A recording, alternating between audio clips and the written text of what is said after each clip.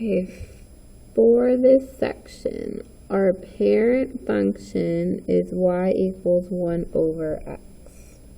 When that happens, we have a vertical asymptote going this way on the axis and an asymptote going this way on the axis.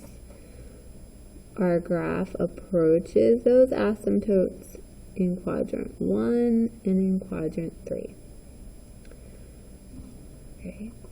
When there is only an x in the bottom, we are just looking at the shifts that are happening from this graph to this graph.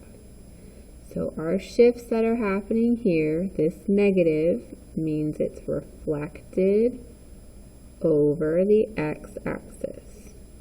The 3 on the top means I multiplied my function by 3. So it's a vertical stretch by 3.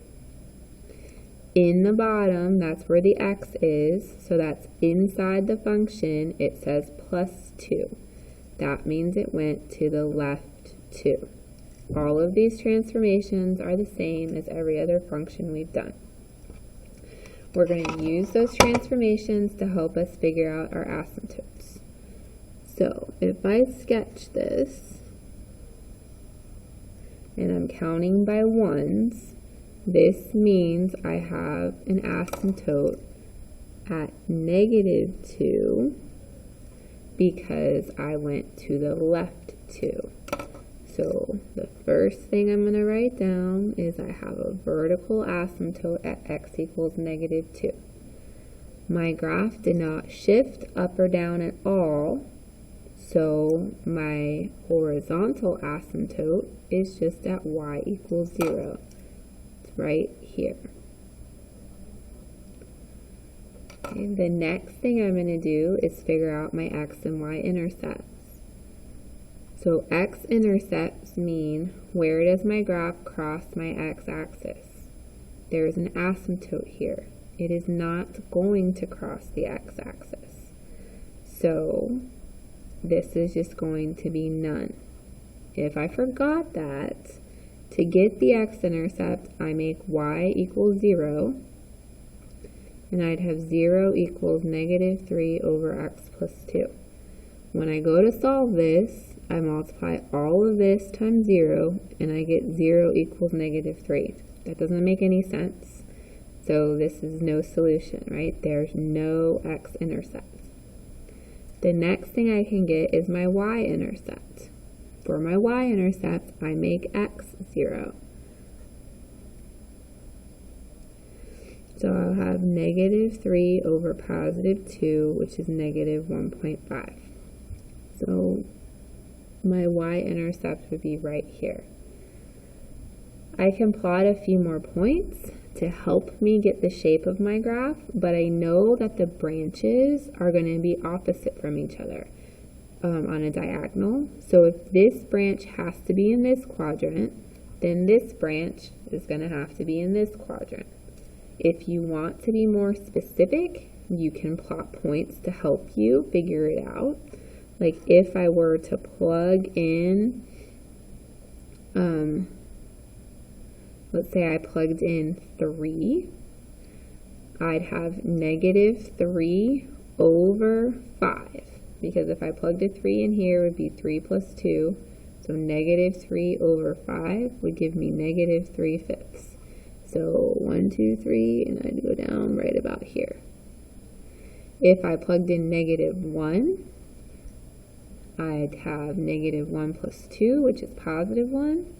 -3 over 1 gives me -3. So 1, 2, 3. So I can tell that this is going to curve like this, which makes sense. It should approach the asymptotes. I can get another curve over here by plugging in values if I want, but I know what it's going to look like. It's going to curve like this. I could plug in -3, -4, -5, and get more points if I wanted to. Okay. All right, the next one, number 41.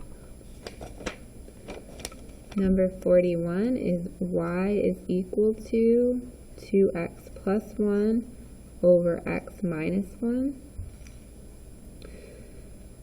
there's an x in the top and an x in the bottom. So this is a little bit different. We're not just looking at our shifts to do this one.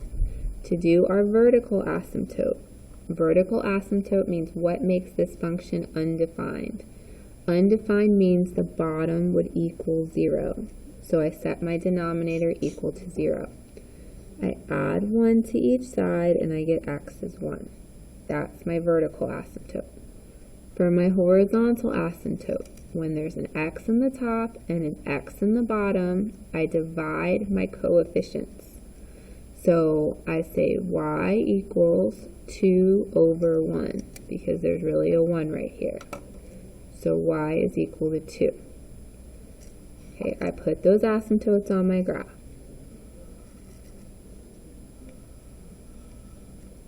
I have an asymptote at 2 and an asymptote at 1.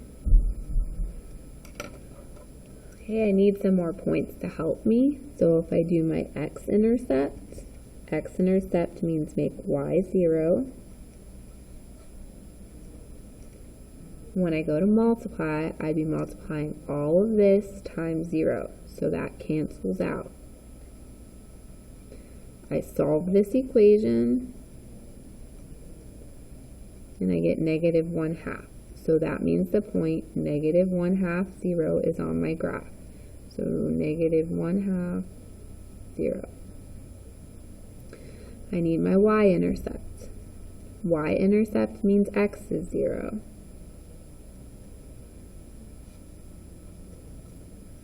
If I plug in 0, I've got 2 times 0, which is 0, plus 1 gives me 1. 0 minus 1 is negative 1. So this means the point 0, negative 1 is on my graph. Okay, that's telling me that this branch is in this section of my graph. So the other branch has to be in the diagonal quadrant, so it's got to be here. So I can go ahead and sketch that in.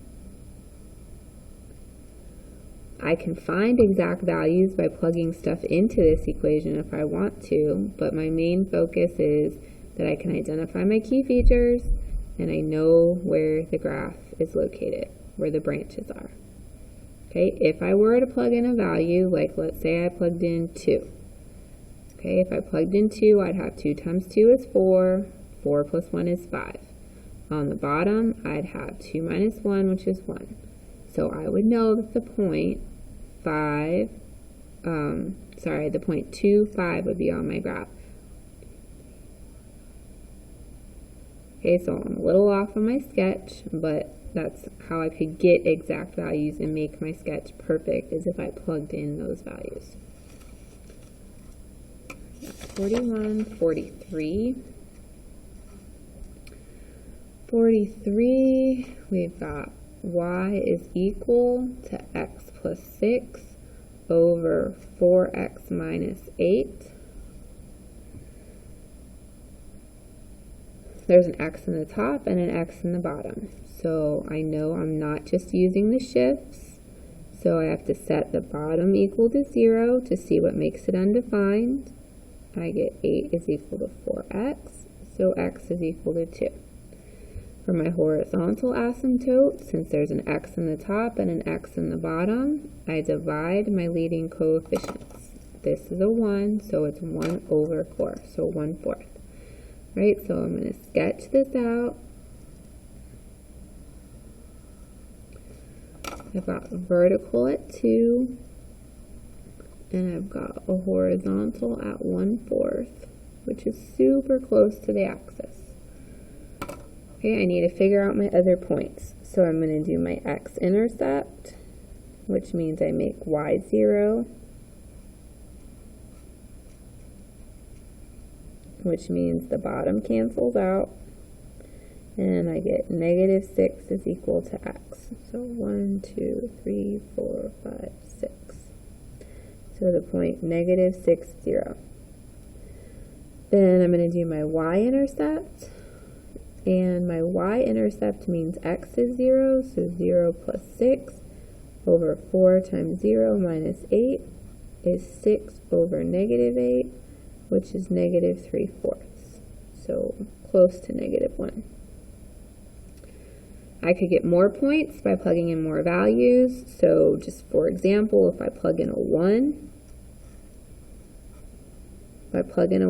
I'd have 1 plus 6 on the top and 4 minus 8 on the bottom. So I'd have 7 over -4.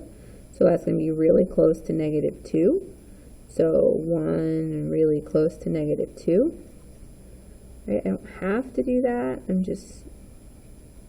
If I wanted to make it more perfect, I can do that.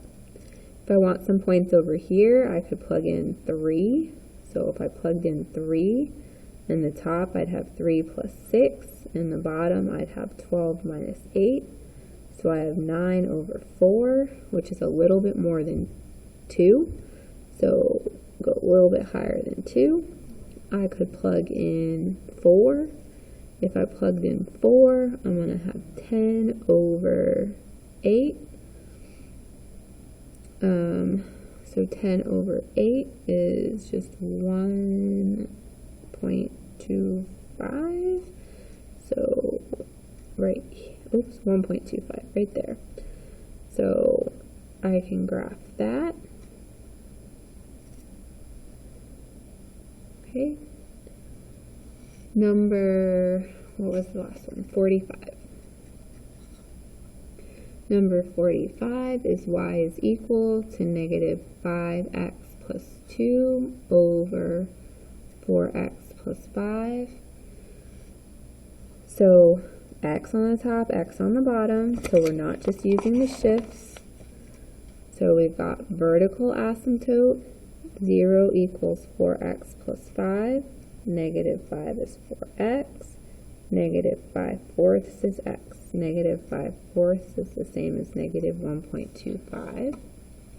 Horizontal asymptote is going to be y equals leading coefficient over leading coefficient, which is -1.25.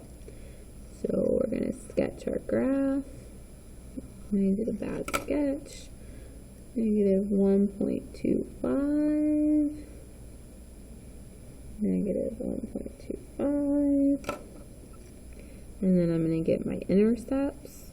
So 0 equals -5x plus 2 over 4x plus 5. 0 equals -5x plus 2. And then we have 2/5 is x.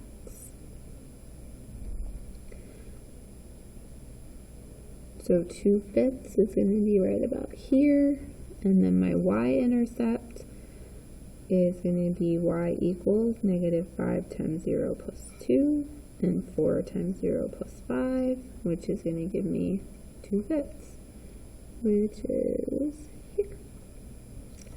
So I know I'm in this quadrant, and I'm going to be over here too. I could plug in more points if I want, but I know they're going to be diagonal from each other. So this graph's going to go like this. Okay, so that's graphing those equations.